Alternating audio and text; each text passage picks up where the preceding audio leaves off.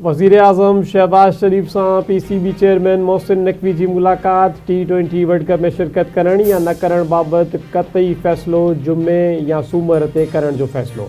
वज़ीर आज़म से T20 world कप में शिरकत के हवाले से मुलाकात कई। खैस ICC के मसले के हवाले से ब्रीफिंग दी।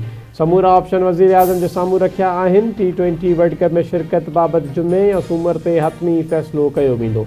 पाकिस्तान क्रिकेट बोर्ड के चेयरमैन मोहसिन नकवी जो वज़ीर आज़म से मुलाकात का बयान।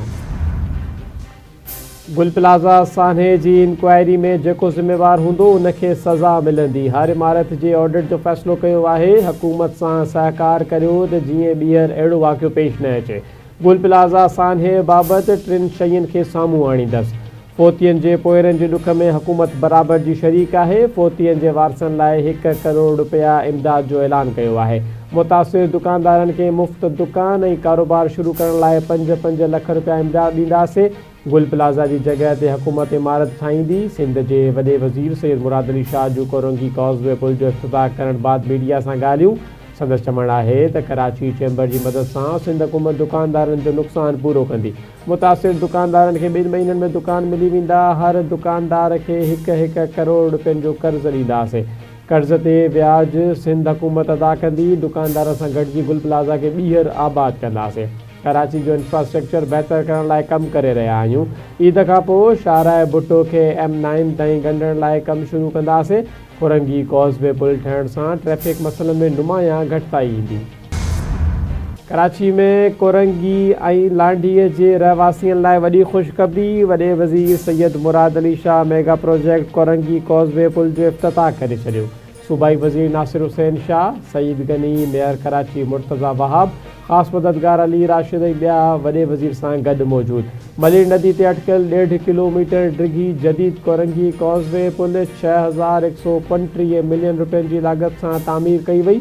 आवाम लाइ पुल मनसूबो मुकम्मल थियण से मलिर नदी में चाड़ बावजूद अच वञ आसान थींदी ऐं ट्रैफिक मसलन में नुमाया घटिताई थींदी। सदर आसिफ अली ज़रदारी अज गडियल अरब इमारतन के दौरे ते रवानो थींदो। सदर UAE की क़यादत से आला सतही मुलाकातूं कंदो। मुलाकातन में 2 तरफ़न लाॻापन के समूरन शोबन जो जायज़ो वरितो वेंदो। ॻाल्हियुनि दौरान खिते समेत आलमी मामला भी गौर हेठि ईंदा। स्टेट बैंक नई मॉनिटरी पॉलिसी जो ऐलान करे छॾियो। ब्याज की शरह 10.5% बरकरार रखण जो फैसलो। स्टेट बैंक के गवर्नर जमील अहमद जो चवण है तो 2 महीनन ताईं ब्याज की शरह 10.5% बरकरार रहंदी। नाणे के ज़ख़ीरन में बेहतरी अची रही है। मुख्तलिफ सबबन की बुनियाद पर फैसलो किया वो। महंगाई सरफ़हरिस्त है। महंगाई की शरह 7.4% बरकरार है। जून महीने में महंगाई 7% का वधिक थियण जो इम्कान है। दरामदी वधी रही है।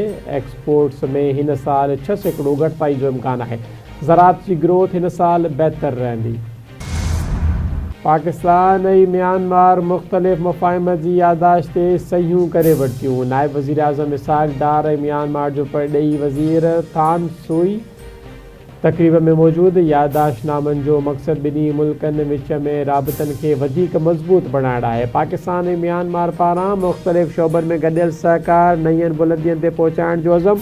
नायब वज़ीर आज़म इसाक डार जो चवण है तो पाकिस्तान म्यांमार में अमन, तरक्की, खुशहाली चाहे तो। 2 मुल्कन जा लाॻापा गडियल एहतराम ते ॿधल आहिनि। पाकिस्तान म्यांमार से पंहिंजी भाईवारी के अहमियत ॾे थो। म्यांमार से सभी शोबन में सहकार के हथी ॾियण चाहियूं था। असां गडियल मुफ़ाद के शोबन में सहकार के हथी ॾियण लाइ पुरज़म आहियूं। म्यांमार के परॾेही वज़ीर जो चवण है तो नायब वज़ीर आज़म इसाक डार से तामीरी ॻाल्हि ॿोल थी। ज़राअत और वापार सूदो ॿियनि शोबन में लाॻापन के हथी ॾियण जो जायज़ो वरितो वियो। मुख्तलिफ शोबन में सहकार के हथी ॾियण जा मौक़ा मौजूद आहिनि। पाकिस्तान से मुख्तलिफ शोबन में सहकार लाइ तैयार आहियूं। कराची में बाहि सबब सड़ी तबाह थियल गुल प्लाज़ा के सील करण जो अमल जारी। इमारत की चौधारी लोहो की शटरिंग लगाइण जो कम किया पियो वञे। टेक्निकल टीम जो आखिरी दौरो मुकम्मल। DC ॾखण जावेद नबी कोसो जो चवण है तो 79 गुम थी वियल माण्हुनि मां 13 ॼणनि के वारसन अञा ताईं DNA लाइ सैंपल नाहिनि ॾिना। 3 लाशन की डेटा हुकूमत के उमाणे चुका आहियूं तो जिए अदायगी करे सघिजे। इन वक्त ताईं 73 लाश बरामद थिया आहिनि, जिन मां 23 लाश सुञाणप वारसन हवाले कया विया आहिनि। मुक़रर वक्त में राबतो न कंदड़नि खे फ़हरिस्त मां ख़ारिज कयो वेंदो। उमरकोट में क़त्ल थी वियल नौजवान वारे वाक़े ख़िलाफ़ शटर डाउन हड़ताल। गुज़िरियल रात मोती चौक भरिसां हथियार बंदन नौजवान मोहम्मद इस्माइल समेजो खे क़त्ल करे छॾियो हो। वाक़े ख़िलाफ़ समेजा बिरादरी जे माण्हुनि शहर बंदि कराए छॾियो। वाक़े ख़िलाफ़ एहतजाजी धरणो, वॾे अंग में माण्हू शरीक, मुज़ाहिरीन ऐं SSP सां ॻाल्हियूं कामयाब। ख़ातिरीबाद धरणो ख़त्म, SSP 5 ॾींहं जो वक़्तु घुरे वरितो। SSP जो चवणु आहे त वाक़े जे हर रुख़ खां जांच करे रहिया आहियूं। कुझु सबूत गॾु कया आहिनि। क़ातिलनि सां का बि रिआयत न थींदी। जवाबदारनि खे कानून जे कटहरे में आंदो वेंदो।